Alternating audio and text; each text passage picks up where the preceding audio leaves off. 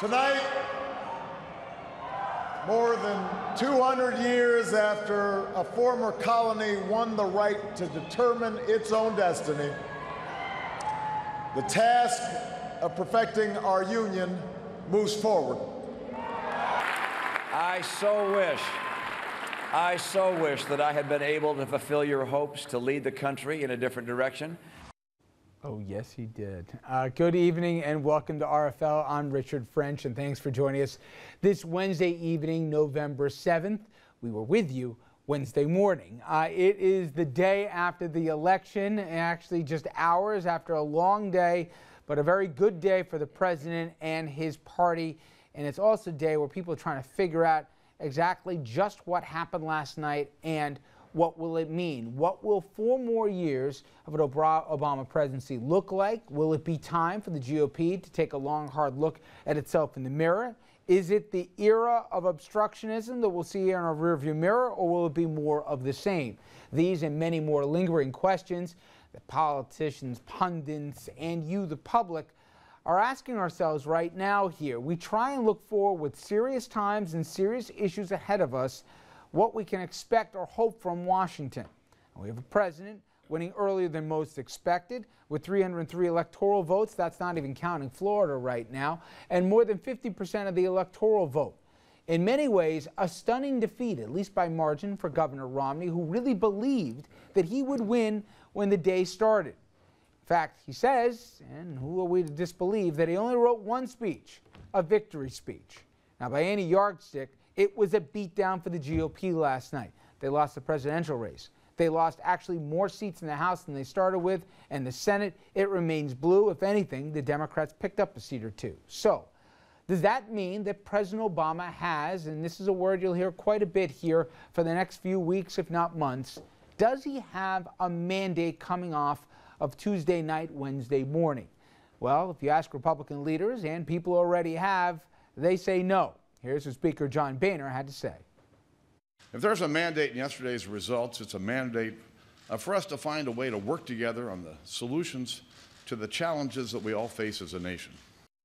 And from the House to the Senate we go, where Senate Minority Leader Mitch McConnell, the same guy who said his principal objective 4 years ago was to make sure that Obama wouldn't be reelected. This is what he had to say about the president, saying he should move to the center. Quote, the voters, they have not endorsed the failures or the excesses of the president's first term. They have simply given him more time to finish the job they asked him to do, together with a Congress that restored balance to Washington after 2 years of one-party control.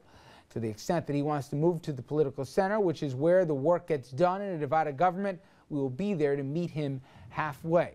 Doesn't sound like exactly reaching across the aisle. All right, let me bring in my friends on this one. We are joined by Dominic Carter, of course, and Andrew Whitman.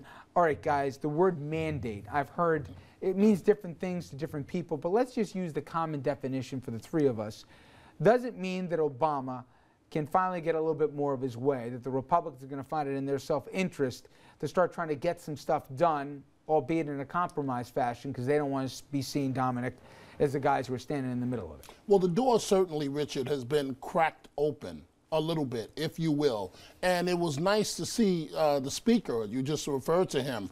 He left the door open earlier to a tax increase. He put it on the table in his remarks. So for Speaker Boehner to even go that far, considering where the Republican Congress has stood just a couple of months ago, is amazing. That says that they realize there has to be some change. Now, we're going to get later in the program, and Congressman Chris Shays, we're hoping will be joining us shortly, about the Republican Party and their future as a party. But speaking of John Boehner, about a year ago to the day, remember we were in the same spot here with the whole fiscal cliff, and the president and Boehner, they met. It's this misnomer, the two never talked. They met, they hammered out a deal. Boehner goes back to his guys and says, all right, guys, I got a good deal for you. And the Tea Party says, good deal says you. We're not going for this. He didn't give in to all our demands. And as a result here, we edged over to the fiscal cliff, credit rating downgraded here, our economy hurt, full faith and credit here. We were up for, remember, whether or not we were going to meet our obligations. It was a bad day for America, and the public certainly let Washington know they didn't want to go through it again. Yet, Andrew, we're inching closer to it. Mm-hmm. Do you take any solace out of either John Boehner's words or that elections do have consequences. I get the sense that Boehner is talking out of his own political needs. I mean, he's got to look after the interest of his own party. They're focused on 2014, or they will be soon, and they don't want to be responsible. And I get the sense Boehner doesn't want to go down the same road that we went down last year. But that's far different than saying it's because of a presidential mandate, that because Obama has earned all of this political capital, that's why McConnell and Boehner are going to act in a way that's different from the way they've acted over the last 2 years. I'm not so sure that the president has earned a mandate from last night's election. I'm not sure that he's got all the, all of the chips that he can play as a result of last night. I think that he can certainly act as though he's got a mandate. I recall George Bush in 2004, after his reelection, which was just decided by Ohio, claimed a mandate and then tried to impose changes on Social Security. That didn't go over particularly well either. But in such a close election in terms of the popular vote, I don't think the president has any more leverage than he had the day before. Maybe he has less to lose because he doesn't have to run for election Right, yet. and I think for this president, Bill Clinton loved this stuff. He loved the politics. He loved the campaigning here. He loved the hand-to-hand, everything about it. From morning to night, he loved all these parts of it. You never got the sense that Barack Obama liked this part. He liked, in fact, there was an article in today's Times where he met with historians, and he talked about being so frustrated because he wanted to do the long-term stuff. He didn't want to do the nitty-gritty deal-making and stuff.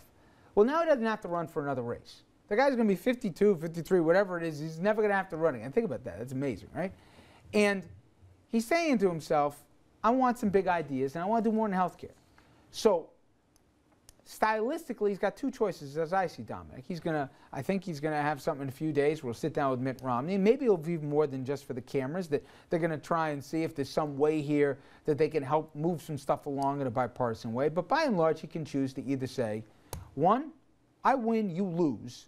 Elections have consequences. I'm sick of getting slapped around for 4 years by you guys not getting anything done. I'm not living like this anymore. I'm going to take my best shot and take it to the public and make them decide which of the two of us. Or he can say to Boehner, you don't want to live this way either. They embarrassed you a year ago. Let's try and isolate the group in your party here and make your party choose, and the Democrats will come along if we can find some kind of a meeting where there's both sacrifice. Which one is it? Well, with a sitting Congress, a president can never say, it's my way or the highway, no matter who the president is.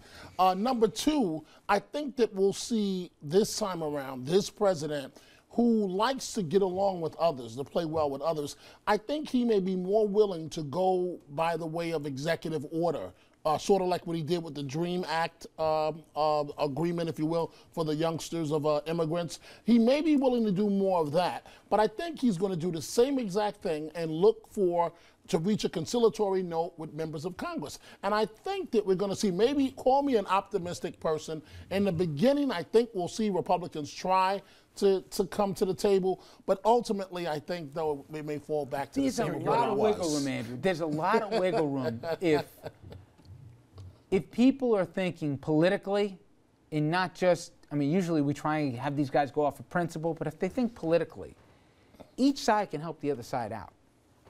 The Democrats can give Republicans cover here by getting a few of them to come over, not all of them, but enough here to get some stuff through. And conversely here, the Democrats can give the Republicans some of what they want and still let the left of the party not go along here.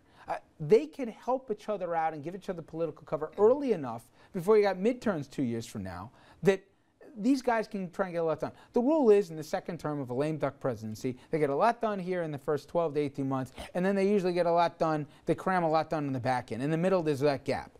Time ain't the friend of the president right now, and we're going to get into some of the issues he's got to have. He's got real stuff going on around the world. He's got a huge thing staring at him at the end of this calendar year with the fiscal cliff. He can't mess around, and I guess to me, we're going to learn a lot for what he has in mind in the next 2 weeks. How does he play it politically? I think a lot of more is dependent on how the Republican Party deals with its own base, with the Tea Party, and whether they still fear the Tea Party to the same level that they have for the last 2 years, the last 4 years. And you also mentioned two other words that are going to be critical going forward, lame duck. At some point, the Republican id, if you will, is going to start looking at Obama as a lame duck, at which point all bets are off as to what they're going to do. But we're miles away from that. We are, but I think we're not a while away from figuring out how the next 4 years may go here in terms of at least how the president chooses to play this. All right. See on your screen there the toll-free number. Here's what we're going to do. We do this every year after a big election. We bring you into the conversation and ask you, the next topic we're going to get into is a table. Do we believe here that the election, if anything, will bring us closer together as a country or even further divide us? We've seen all the exit polls. We've seen all by groups. Blacks voting overwhelmingly one way here. White males voting overwhelmingly the other way. Latinos voting one way here. Women vote depending if you're married or single. We have all these different constituencies and all these different demographics. Do we have enough of a common purpose after this election here to kind of meet in the middle? And that's the theme we're going to get into here tonight. 387662428. With Tuesday's results here, do we come together or are we further divided after that election? Stay with us, everybody. We're going to get to your phone calls and more after this.